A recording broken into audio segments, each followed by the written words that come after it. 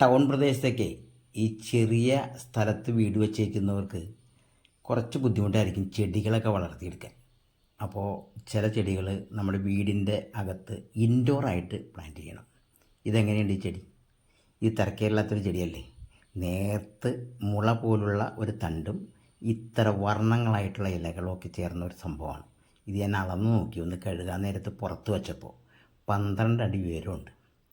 ഈ ചെടിയെ നമുക്ക് അകത്തേക്ക് കൊണ്ടുപോകാനാണ് ഉദ്ദേശിക്കുന്നത്. ഇതിനെ നമ്മുടെ നാട്ടിൽ മിൽക്കി ബാമ്പു, ജപ്പാനീസ് ബാമ്പു എന്നൊക്കെ പറയും. ശരിക്കും ഇതിൻ്റെ ഡ്രാക്കീന എന്നാണ് അതിൻ്റെ പേര്. ഈ സ്പേസിലാണ് ഞാനിത് വെക്കാൻ ഉദ്ദേശിക്കുന്നത്. ഇവിടെ ഒരു ചിത്രമുണ്ട്, അത് അമല വരച്ചിട്ടുള്ളൊരു ചിത്രമാണ്. ആ ചിത്രത്തിന് ഇണങ്ങുന്ന ഒരു മരം നമുക്കവിടെ കൊണ്ടുപോകണം. ഇത്തിരി വിഷമമാണ്, എന്നാലും നമ്മളത് കഴുകി കുട്ടപ്പനാക്കി മുകളിലേക്ക് കൊണ്ടുപോവുകയാണ്. അപ്പോൾ ഈ ചെടിക്ക് വലിയ പരിചരണമൊന്നും വേണ്ടാത്തൊരു ചെടിയായതുകൊണ്ട് ഇത് നമുക്ക് ഇൻഡോറിൽ തന്നെ സ്റ്റെയറിൻ്റെ മുകളിൽ വെക്കണമെന്നാണ് വെച്ചേക്കുന്നത്. ക്രീം, മഞ്ഞ, പച്ച എല്ലാ നിറവും ഈ ഇലകളിലുണ്ട്. ഇതിങ്ങനെ തണ്ട് നേർത്ത് കാണും, മുള പോലെ മുകളിലോട്ട് പോയി അവിടെയും അതിന് ഇലകളുണ്ടാവും. അപ്പോൾ ഒരു മനോഹരമായി ഇൻഡോർ ചെയ്യാൻ പറ്റിയ ഒരു ചെടിയായതുകൊണ്ടാണ് ഇതിനെ നമുക്ക് മുകളിലേക്ക് വയ്ക്കുന്നത്. ഇത്തിരി റിസ്ക്കാണ്. 18 പടികളൊക്കെ കയറി മുകളിലെത്തണം. മുകളിലെത്തിയാൽ തന്നെ ഇത്തിരി സൺലൈറ്റൊക്കെ ഇത്തിരി അത്യാവശ്യം വേണ്ടുന്ന, ഇത്തിരി നനവൊക്കെ വേണ്ടുന്ന ഒരു ചെടിയാണ്. സൺലൈറ്റ് കിട്ടുന്ന ഒരു ജനലിനോട് ചേർന്ന സ്ഥലത്താണ് ഞാൻ സെറ്റ് ചെയ്യാൻ ഉദ്ദേശിച്ചിട്ടുള്ളത്. അവിടേക്ക് കൊണ്ടുപോയാണ്. കഷ്ടി നമ്മൾ മുകളിലെത്തി കേട്ടോ. ഇതിവിടെയാണ് ഞാനിത് വെക്കുന്നത്. ഇത് ജനൽ കണ്ടില്ലേ? ഈ ജനലിനോടൊപ്പം തന്നെ മോൾ ഭാഗത്ത് ഗ്ലാസ് ഇട്ടിരിക്കുകയാണ് ടെറസിൽ.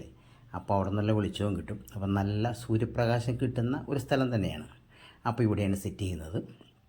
ഇനി ഇതിൻ്റെ ഒരു കേസുള്ളത്, ഈ സെറ്റ് ചെയ്ത ചെടിയും അതുപോലെ ആ പരിസരമൊക്കെ ഒന്ന് നമുക്കിതുപോലെ ചെടിക്ക് ഇണങ്ങുന്ന രീതിയിലാക്കണം. അപ്പോൾ മനോഹരമായ ചില ചെടികൾ കൂടി അതിനകത്ത് ഇറങ്ങിയിട്ടുണ്ട്. അത് ഇങ്ങനത്തെ ഒരു ചെടി, ആ ചെടിക്ക് ഇണങ്ങുന്ന മറ്റൊരു പ്രകൃതി മനോഹരമായ ഒരു ചില കാര്യങ്ങൾ അതിനകത്ത് ചേർക്കണം. അപ്പോൾ അവൾ വരച്ചിരിക്കുന്ന ചിത്രം ഞാൻ നേരത്തെ പറഞ്ഞു, ഇത് അമൽ വരച്ചതാണ്. എൻ്റെ മകളുടെ ഭർത്താവാണ് അമൽ വരച്ച ചിത്രമാണ്. ആ ചിത്രത്തിനോട് ചേർന്ന് നിൽക്കുന്ന കുറച്ച് ചെടികളും കൂടി അതിൻ്റെ അടുത്തൊക്കെ നമുക്ക് സെറ്റ് ചെയ്യേണ്ടതുണ്ട്. എങ്കിലേ ഇതിന് മൊത്തത്തിലൊരു അട്രാക്ഷൻ വരുള്ളൂ. അപ്പോൾ ഈ ചെടി ഇപ്പോൾ ഇത്രയും പൊക്കത്തിൽ കണ്ടില്ലേ, ഇത് ഇതിൻ്റെ അടിത്തട്ടിലുള്ള ചെടിയാണ്. ഇനി ഇതിൻ്റെ മോൾ ഭാഗം കാണണം. ഇത് 12 അടി ഉയരത്തിലാണ് നിൽക്കുന്നത്. എൻ്റെ മോൾ ഭാഗം ഇത്രയും പൊക്കത്തിൽ കണ്ട, അതിൻ്റെ ഭാഗമൊക്കെ ഇങ്ങനെ ജനലിൻ്റെ മുകളിൽ പോയി നിൽക്കുകയാണ്. അതുകൂടി ഇതിനഴകാണ്. ആ ചെടിയോടൊപ്പം തന്നെ ആ ചിത്രത്തിൽ കാണുന്ന പ്രദേശമൊക്കെ ഒന്ന് ഇണങ്ങി വരണം. അപ്പോൾ അവിടെ ഒരു പുഴയുടെ അരുവത്ത് ഒരു പ്രകൃതി രമണീയമായ സ്ഥലം, ആ സ്ഥലത്താണ് ഈ ചിത്രം കണ്ടിരിക്കുന്നത്.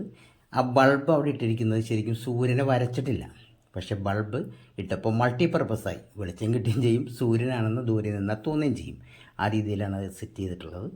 ഇനി അതിന് പറ്റുന്ന ചെടികളാണ് ഈ ചിത്രത്തിന് താഴെ വെച്ചിട്ടുള്ളത്. ചെടികളൊന്നും നോക്കിക്കഴിഞ്ഞാൽ വലിയ കാശ് ചിലവില്ലാത്ത ചെടികളാണ്. സ്പൈഡറൊക്കെയാണ് കൂടുതലും. വലിയ ചെടികൾ, കാശ് ചിലവുള്ള ചെടികളൊന്നും ഇതിനകത്തില്ല. അപ്പോൾ അതൊക്കെ ഇങ്ങനെ വെച്ചിട്ട് അതിന് ചുറ്റും ആ ചിത്രത്തിനോട് ചേർന്ന രീതിയിലേക്ക് ഇണക്കിയാണ് ഇത് സെറ്റ് ചെയ്തിട്ടുള്ളത്. എൻ്റെ ഒരു പണിയാണ് കാണുന്നത്. ഇത് സിമെൻറ്റിൽ ചെയ്തിരിക്കുന്ന ഒരു നിർമ്മിതിയാണ്. അതിൻ്റെ കൂടെ ഒരു മരത്തിൻ്റെ കഷ്ണം പോലെ തോന്നും, അങ്ങനെ ഒരെണ്ണം ഉണ്ടാക്കി വെച്ചിട്ടുണ്ട്. അതുമൊക്കെ വെച്ച് ഈ ഇലച്ചെടികളൊക്കെ നമുക്ക് സാധാരണ കിട്ടുന്ന കാശില്ലാത്ത ചെടികളാണ്. വലിയ കാശുള്ള ചെടികളല്ല, നഴ്സറിയിൽ ചെറിയ വിലയ്ക്ക് കിട്ടാവുന്ന ചെടികളാണ്. ഒരല്പം ഭേദം എന്ന് പറഞ്ഞാൽ CC പ്ലാന്റാണ്. ഇത്തിരി കാശുള്ള ചെടിയാണ്. ഇങ്ങനെയൊക്കെ വെച്ചാലും നല്ല ഭംഗിയായി വീട്ടിൽ വയ്ക്കാം.